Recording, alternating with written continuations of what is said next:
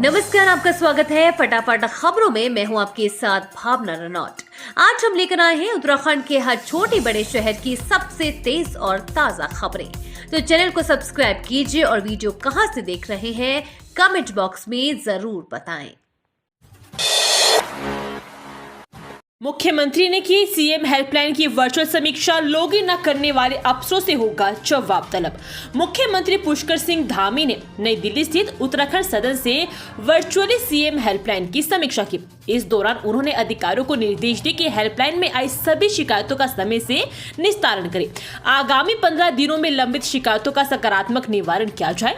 उन्होंने सख्त निर्देश दिए कि जिन अधिकारियों ने पिछले 1 माह से सीएम हेल्पलाइन पोर्टल में लॉगिन नहीं किया है, संबंधित विभाग शीघ्र उन अधिकारियों से स्पष्टीकरण ले। यदि उनका जवाब संतोषजनक नहीं पाया जाता है तो संबंधित अधिकारियों के खिलाफ कार्रवाई की जाएगी। मॉनसून ने पकड़ी रफ्तार, तेज समय पर पूरे देश में झमाझम वर्षा। जुलाई में होगी बारिश की। जून की शुरुआत में ही बुआई का सीजन होने के बावजूद अब तक मंद गति से चल रहा मॉनसून अब देश के 3/4 हिस्से से अधिक को कवर कर चुका है। इसके बावजूद वह समय से पूरे भारत पर छाकर खूब बरसेगा। मॉनसून ने रफ्तार पकड़ ली है, इसलिए अगले पखवाड़े में देश के अधिकांश भागों में अच्छी बारिश होगी। अब तक हुई कम बारिश की भरपाई जुलाई मध्य तक होने का अनुमान है।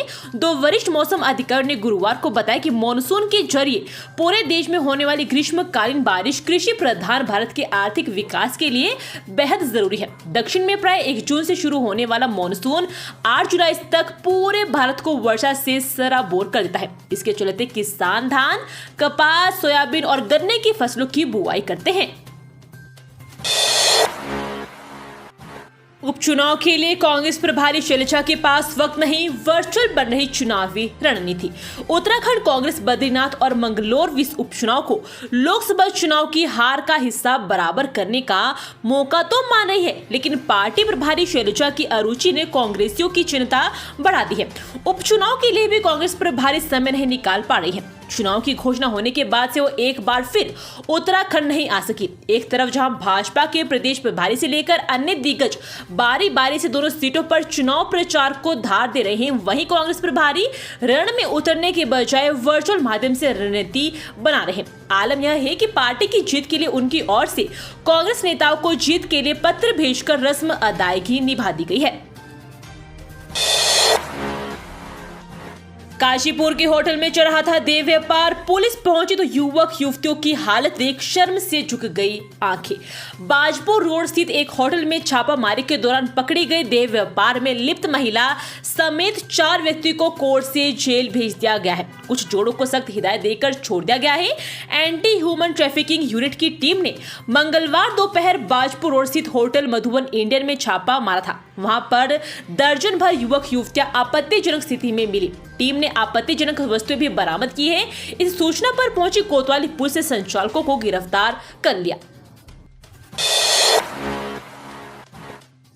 श्रमिकों के बच्चों को निःशुल्क मिलेगी तकनीकी शिक्षा, श्रम विभाग उठाएगा जिम्मा, सीएम धामी देंगे सौगात। प्रदेश में श्रमिकों के बच्चों को निःशुल्क तकनीकी शिक्षा देने का जिम्मा अब श्रम विभाग उठाएगा। तकनीकी शिक्षा के साथ ही विद्यार्थियों को रहने खाने की भी निःशुल्क सुविधा दी जाएगी। मुख्यमंत्री पुष्कर सिंह धामी 28 जून को इसकी घोषणा करने वाले हैं। श्रम विभाग के भवन एवं अन्य सन्नी निर्माण कर्मकार कल्याण बोर्ड के पंजीकृत श्रमिकों को इसका लाभ दिया जाएगा। हालांकि तकनीकी शिक्षा का ज्ञान लेने के लिए हर साल प्रदेश में सिर्फ 75 विद्यार्थियों को ही चुना जाएगा। इन विद्यार्थियों का चयन एक कमेटी करेगी।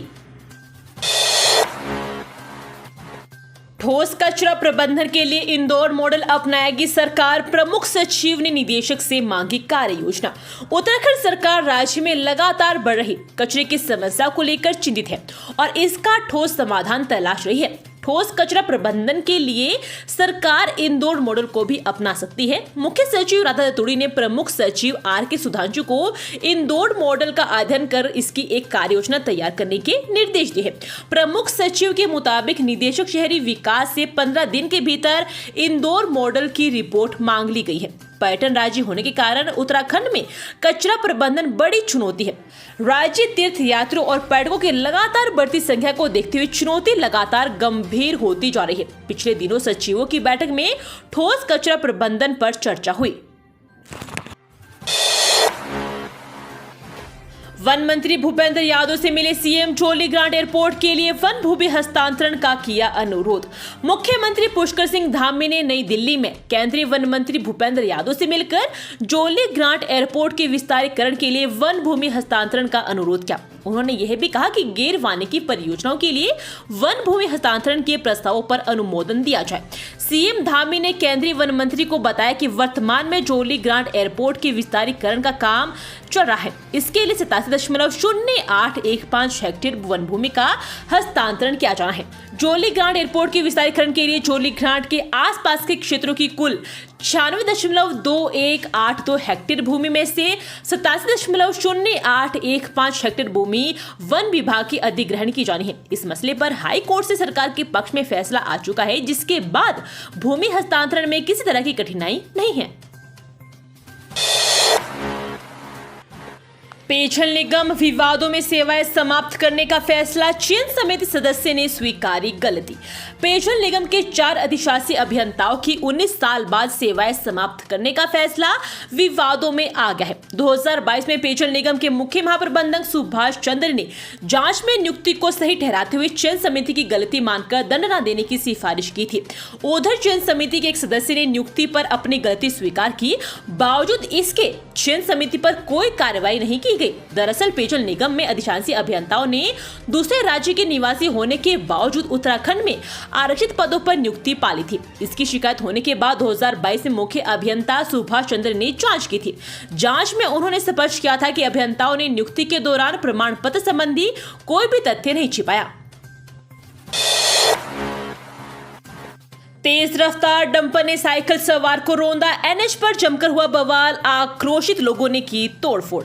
काशीपुर में तेज रफ्तार डंपर ने एक साइकिल सवार अधेड़ को कुचल दिया। अधेड़ की मौके पर ही मौत हो गई। सूचना मिलने पर पहुंचे ग्रामीणों ने नेशनल हाईवे पर जाम लगाकर डंपर में तोड़फोड़ की। मौके पर पहुंची पुलिस ने आक्रोशित लोगों को समझाने का काफी प्रयास किया, लेकिन लोगों ने जाम नहीं खोला। आईटीआई थाना क्षेत्र के जेतपुर मोड़ पर सुरेश 50 वर्षीय पुत्र बालकिशन निवासी ग्राम जेतपुर साइकिल से बाजपुर रोड स्थित आईजीएल की और दोपहर लगभग 3:30 बजे कहीं काम से साइकिल में जा रहा था। इसी दौरान तेज रफ्तार डंपर ने साइकिल सवार को अपनी चपेट में ले लिया। हादसे में साइकिल सवार की मौके पर ही मौत हो गई। सूचना मिलने पर आक्रोशित ग्रामीणों ने नेशनल हाईवे पर जाम लगा दिया और हादसे का कारण बने डंपर में तोड़फोड़ की। राज्य आंदोलनकारियों का मामला, लंबे इंतजार के बाद भी पूरी नहीं हुई नौकरी में आरक्षण की मुराद। धामी सरकार राज्य आंदोलनकारियों को सरकारी नौकरी में 10% क्षैतिज आरक्षण का लाभ देना चाहती है। इसके लिए इसी साल फरवरी में सरकार ने प्रवर समिति की सिफारिशों को मानते हुए विधेयक कुछ संशोधनों के साथ राजभवन भेजा, जो एक बार फिर लटक गया है। पिछले 4 माह से राजभवन विधेयक पर निर्णय नहीं ले पाया, जिससे राज्य आंदोलनकारियों और उनके आश्रितों के लंबे इंतजार के बाद भी नौकरी में आरक्षण की मुराद पूरी नहीं हो पाई। हालांकि राजभवन से इसमें देरी की एक वजह लोकसभा चुनाव और राज्यपाल के नैनीताल में होना बताया जा रहा है। विश्व से इस साल फरवरी में यूसीसी विधेयक पास करने के साथ चयनित राज्य आंदोलनकारियों और उनके आश्रितों को राजकीय सेवाओं में आरक्षण विधेयक 2023 संशोधन के साथ पारित किया गया था। डिवाइडर से टकराकर सड़क पर पलटे हरिद्वार से उत्तरकाशी जा रही सवारियों से भरी बस, मची चीख पुकार। टिहरी में गुरुवार दोपहर एक यात्रियों से भरी बस डिवाइडर से टकराकर सड़क पर पलट गई। बस के पलटते ही यात्रियों में चीख पुकार मच गई।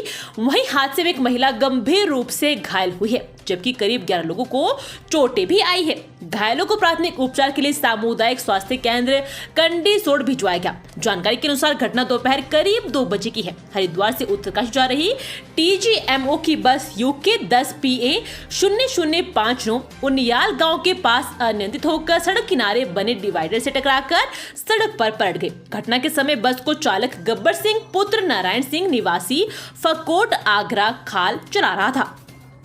ये थी आज की फटाफट खबरें। हम मिलेंगे अगले बुलेटिन में, तब तक के लिए धन्यवाद और जय हिंद।